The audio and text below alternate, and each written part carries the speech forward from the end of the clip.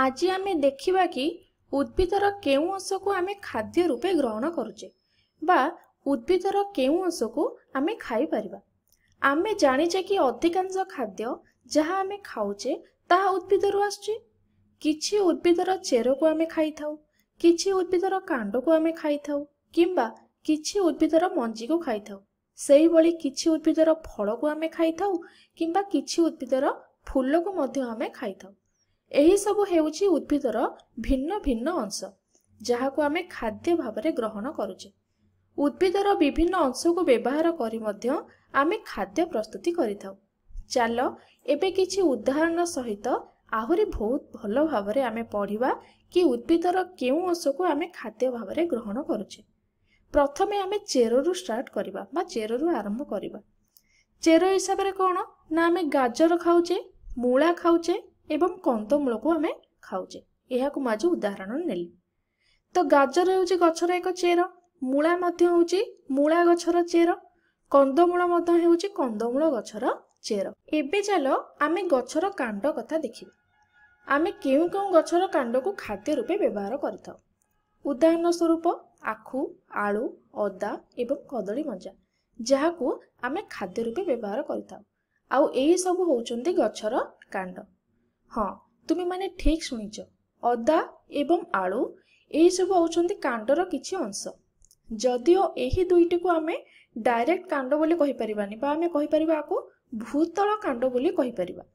बेले बेले आलू आ अदा को रूट बा चेर बोली आमे भाबिथाउ, किंतु वास्तव रे एहा गछर कांड हेबे। फरक एतिकी एमानुक आमे कांड न कहि कि एमानुक आमे भूतल कांड बा भूमि अंतस्थ कांड बोली आमे कहिथाउ। वर्तमान आमे गछर पत्र कथा देखिबा।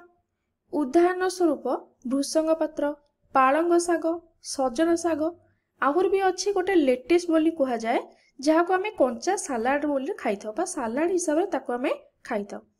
ताले एही सब को आमे कोन करथाउ ना खाद्य रूपे व्यवहार करिथाउ। आ एही सब होउछन्ती कोन ना गछर पत्र।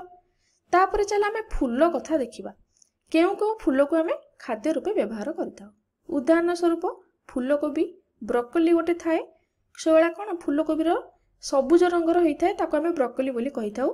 कदली गछर फूल, तो एही सब को आमे कोन कहिथाउ ना फूल हिसाब रे आमे देखिथाउ एवं जहाको आमे खाद्य रूपे ग्रहण करिथाउ बा खाद्य हिसाब रे आको आमे खाइथाउ। तो वर्तमान आमे मंजी कथा चलो देखिबा।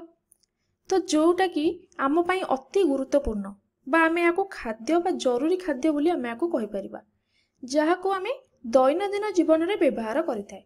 जथा चाउल बा चाउल जात भात, गहम, मका।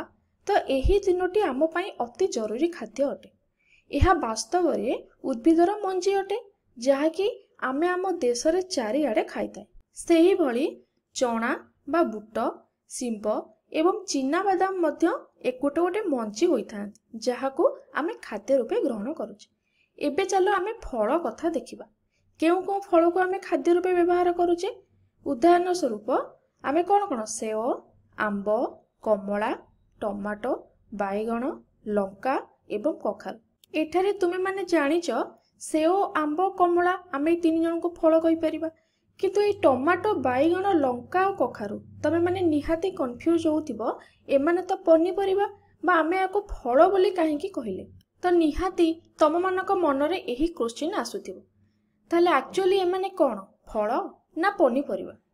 वास्तव रे कोन हुए ना एही सब होउछंती फल, किंतु आमे आको पनीपरिबा हिसाब रे बा परिबा हिसाब रे आको गणति करिथाय बा परिबा हिसाब रे आमे आको जानिचे जहा कि वास्तव रे फल होइथाय।